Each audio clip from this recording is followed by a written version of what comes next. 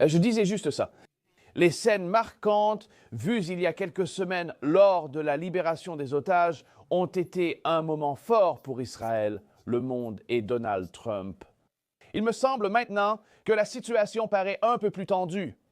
Les accusations de rupture du cessez-le-feu fusent des deux côtés. Pouvez-vous nous mettre à jour avec les dernières informations et êtes-vous confiant que cette paix fragile va tenir? Actuellement, Israël tente de faire respecter par le Hamas la première phase du cessez-le-feu. Il détient toujours les corps de 13 otages qu'il a assassinés. Et nous savons qu'il joue à des jeux. Hier encore, Israël a publié des images choquantes, prises par drone montrant des terroristes du Hamas en train d'enterrer des parties de corps, puis de les déterrer à nouveau pour les remettre à la Croix-Rouge. Franchement, c'est un comportement de psychopathe. Ils gardent toujours les otages et continuent de tirer sur les soldats israéliens. 3 de nos hommes ont été tués dans la bande de Gaza à cause des violations du cessez-le-feu par le Hamas. Donc Israël a réagi, il a répondu par des frappes de précision contre des cibles militaires du Hamas, éliminant des dizaines de terroristes du Hamas, y compris certains qui ont participé au massacre du 7 octobre. Et maintenant, le message est très clair. Nous avons besoin de récupérer tous les corps des otages assassinés. Puis nous entamerons la deuxième phase où le Hamas devra céder le pouvoir et se démilitariser. Mais cela n'arrivera pas sans une pression mondiale massive sur le Hamas pour qu'il admette que la partie est terminée. Pensez-vous qu'ils jouent ou refusent de l'admettre? Ignorent-ils vraiment où ils sont? C'est horrible d'avoir à en parler. Ils ne savent tout simplement pas où sont ces corps. Le Hamas joue à des jeux. C'est ce que nous avons vu hier avec ce spectacle macabre. Prendre des parties de corps, les enterrer, puis les déterrer à nouveau pour la Croix-Rouge. Nous savons qu'ils essaient de gagner du temps. Et la raison pour laquelle le Hamas essaie de gagner du temps, c'est qu'il ne veut pas passer à la deuxième phase du cessez-le-feu, car la deuxième phase du cessez-le-feu équivaut en fait à la reddition du Hamas. C'est le Hamas qui renonce au pouvoir, qui dépose les armes, et le Hamas ne veut pas cela. C'est une armée djihadiste dont l'objectif est de poursuivre le djihad jusqu'à la destruction d'Israël. Harry, laisse-moi te dire quelque chose de plus inquiétant. Un nouveau sondage palestinien est tombé hier, montrant que le Hamas est devenu plus populaire depuis le massacre du 7 octobre. C'est de loin le parti politique palestinien le plus populaire. Il remporterait une victoire écrasante lors des élections présidentielles. Et un tiers des Palestiniens disent que leur soutien au Hamas a augmenté depuis le massacre. Donc malheureusement, si le Hamas pense que déclarer et mener cette guerre l'a rendu plus fort, il ne sera pas pressé d'admettre sa défaite dans cette guerre. Et laisser tout le monde partir. Continuez. N'était-ce pas l'un des principaux problèmes? Je crois que c'est Douglas Murray qui a décrit cela, l'accord, comme étant désagréable et naïf dans le fait qu'en réalité, cela allait toujours arriver. Le plus grand défaut dans l'accord Trump-Witkoff-Kushner, c'est quand on arrive à peu près au tiers de ce plan en 20 points, et soudainement, il est dit que le Hamas va déposer les armes et partir vers le coucher du soleil. Ils ne seront pas poursuivis ni tenus responsables de leurs crimes. Beaucoup se demandent comment cela est-il possible? Sans compter que c'est très inconfortable pour la partie israélienne. Mais comme tu le dis très clairement, tu sais que ces types ne vont pas simplement s'en aller. Paisiblement. Tu as raison, personne ne s'attend à ce que le Hamas entre. Était-ce naïf de signer? Ma question est donc, était-ce naïf de signer? Ce n'est pas un défaut du plan Trump, c'est le génie du plan Trump. Parce qu'auparavant, chaque accord de cessez-le-feu permettait au Hamas de garder des otages comme garantie pour un retrait total d'Israël de Gaza. Ainsi, il pouvait préparer le prochain 7 octobre. L'accord de Trump a forcé le Hamas à libérer les otages. Et il permet à Israël de garder la moitié de Gaza comme garantie que le Hamas renoncera au pouvoir dans l'autre moitié de Gaza. L'accord stipule que les otages doivent sortir d'abord et ensuite nous parlerons du lendemain. Et il est clair que le Hamas ne veut pas se démilitariser. Il ne veut pas renoncer au pouvoir et il ne veut certainement pas déradicaliser la bande de Gaza. C'est pourquoi il faut une pression mondiale sur les soutiens du Hamas, ses sponsors étatiques, comme le Qatar, la Turquie, l'Égypte, pour leur dire que c'est fini. Si vous n'acceptez pas de déposer les armes, vous serez complètement seul. Nous ne vous soutiendrons plus. Ces sponsors étatiques ont dit au Hamas de libérer les otages. Ils doivent dès maintenant lui demander de déposer. Ces armes, êtes-vous confiant qu'ils vont le faire? Cela me frappe comme étant le genre de regard de Donald Trump en ce moment. Il est actuellement en Asie. Il est parti immédiatement après la libération des otages. Il était de retour à discuter avec Poutine et essayant de ramener Poutine à la table des négociations. On parlait d'un sommet à Budapest. Et il fait face au chaos chez lui avec la fermeture du gouvernement qui se poursuit et qui dure maintenant depuis près d'un mois.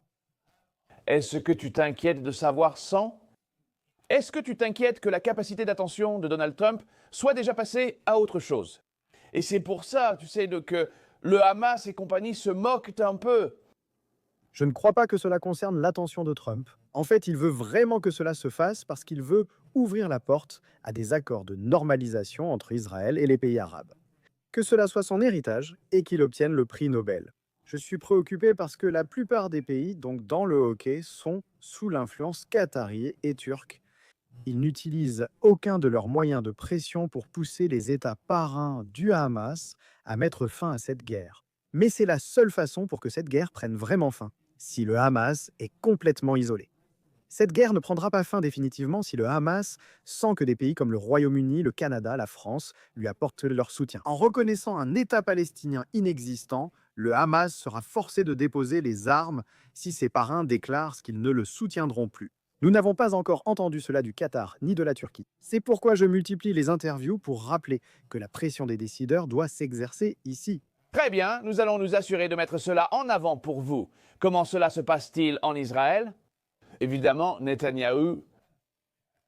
Affirmer que Netanyahou est clivant ne suffit pas à décrire la situation, mais vous vous trouvez peut-être dans une impasse terrible, où nous semblons actuellement coincés entre la phase 1 et la phase 2 du plan de paix. Oui, les otages vivants, je devrais préciser, sont rentrés chez eux, et cela ne peut être qu'accueilli favorablement.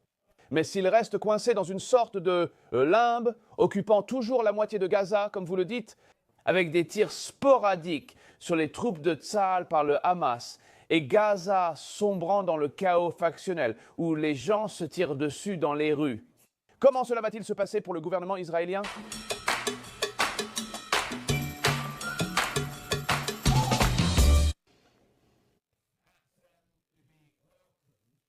Mais s'il reste coincé dans une sorte de limbo, à occuper encore la moitié de Gaza, comme vous le dites, en se faisant tirer dessus par des snipers contre les forces de défense israéliennes, des troupes attaquées par le Hamas et Gaza sombrant dans le chaos des factions où les gens se tirent dessus dans les rues, qu'adviendra-t-il du gouvernement israélien? Les Israéliens veulent la fin de la guerre, le retour des soldats et réservistes, et tourner la page de ce cauchemar. Mais vous avez parlé plutôt de naïveté. Personne en Israël n'était naïf à propos du Hamas. Tout le monde comprend que, à moins que le Hamas ne soit forcé de se retirer et d'abandonner ses armes, il y aura une prochaine fois, pire encore, car le Hamas se sentira justifié. Donc même le grand mouvement de protestation en Israël qui réclamait le retour des otages a dit « D'abord, ramenez les otages à la maison, et on s'occupera du Hamas plus tard ». Les Israéliens savent que cela pourrait être une longue bataille, car le Hamas est idéologiquement et fanatiquement voué à la destruction d'Israël. Il existe un plan sur lequel le monde entier s'est accordé. Le plan de paix de Donald Trump.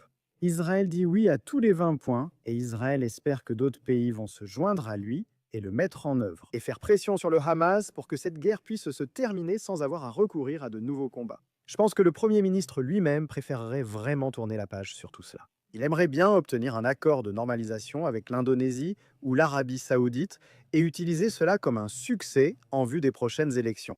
Et comment sont les relations entre les deux hommes eux-mêmes?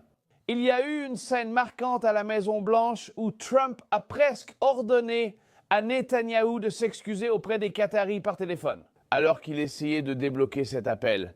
Il y a eu plusieurs rapports bien documentés dans les médias américains indiquant qu'ils ont eu des conversations assez animées. Pour le dire ainsi, nos relations là-bas évoluent. On suggérait que Trump avait perdu patience avec Netanyahou, estimant qu'il avait dépassé certaines limites dans la lutte contre le Hamas. Netanyahou a récemment effectué sa 4e visite à la Maison-Blanche depuis la réélection du président Trump. Et corrigez-moi si je me trompe, je ne pense pas qu'aucun autre dirigeant mondial n'ait eu autant de visites. Et la relation?